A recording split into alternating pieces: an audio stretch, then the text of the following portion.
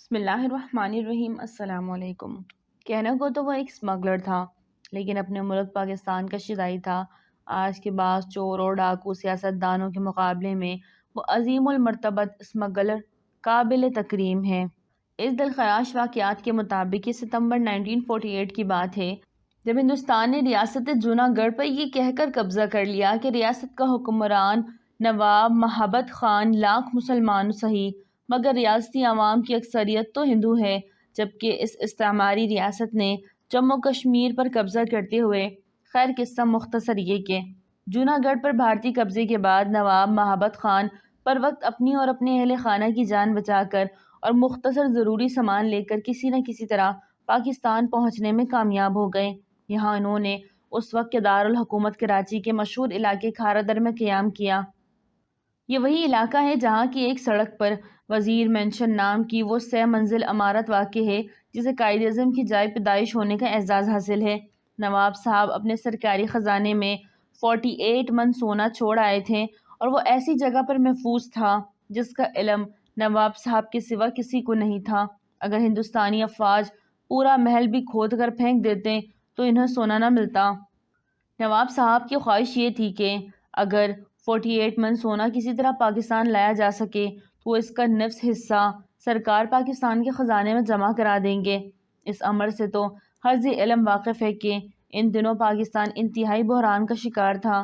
اگر چند محب وطن لوگ اس نوزائیدہ ملک کی مدد نہ کرتے تو خاک مدہن چند ماہ کے اندر ہی اس کا وجود ختم ہو سکتا تھا۔ نواب صاحب خلوص دل کے ساتھ پاکستان کی خدمت کرنا چاہتے تھے۔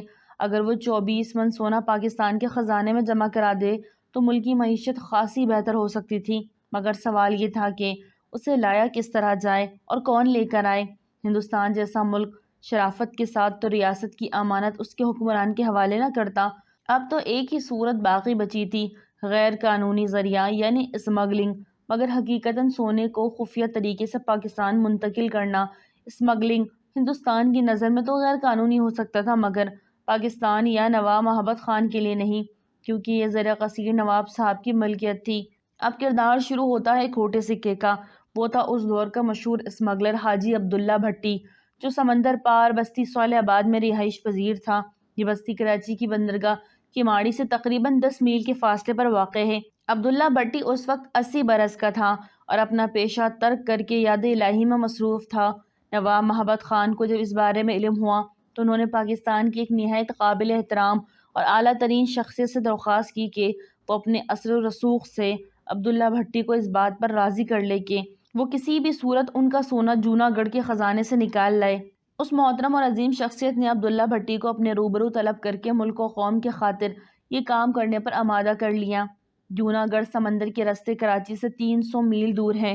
اس محترم اور عظیم شخصیت کے حکم پر بوڑھا مگر پرعزم عبداللہ بھٹی اپنے بیٹوں قاسم بھٹی اور عبد الرحمن بھٹی کو ساتھ لے کر تیز رفتار لانچوں کے ذریعے جونا گڑھ روانہ ہو گیا۔ پاکستانی فوج کے چند کمانڈرز بھی اس کے ساتھ تھے۔ ان لوگوں نے 1 بجے دوپہر کو بحری سفر شروع کیا اور خفیہ رستوں سے ہوتے ہوئے جونا گڑھ کے ساحل پر پہنچ گئے۔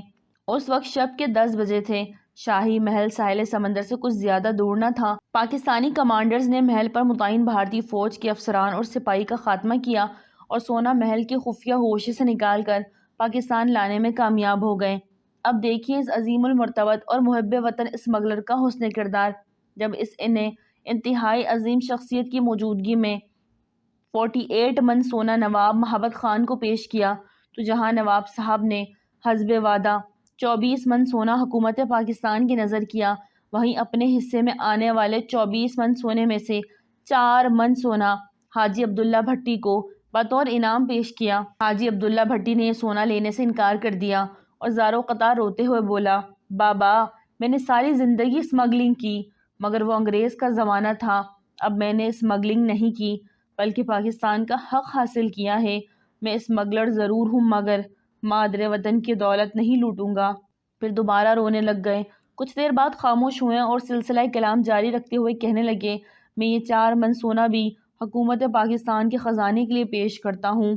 اس کے علاوہ میرے پاس ذاتی 3 من سونا ہے جو اس مقدس دیس کی نظر ہے۔ پھر اس عظیم الشخصیت اور نواب محبت خان کے آنسو بھی نہ رک سکے۔ لیکن یہ خوشی کے آنسو تھے، فقر و انبساط کے آنسو تھے، اور ایک ہمارے اس دور کے کھوٹے نہیں بلکہ گندے سکے ہیں جو پاکستان کی دولت کو لوٹ کر دوسرے ملکوں میں لے گئے، مگر نہ شرم ہے نہ حیا ہے، ان کو کیا نام دیا جائے۔ اگر ویڈیو اچھی لگے تو لائک کریں، چینل کو سبسکرائب کریں اور دعاؤں میں یاد رکھیں۔ السلام علیکم۔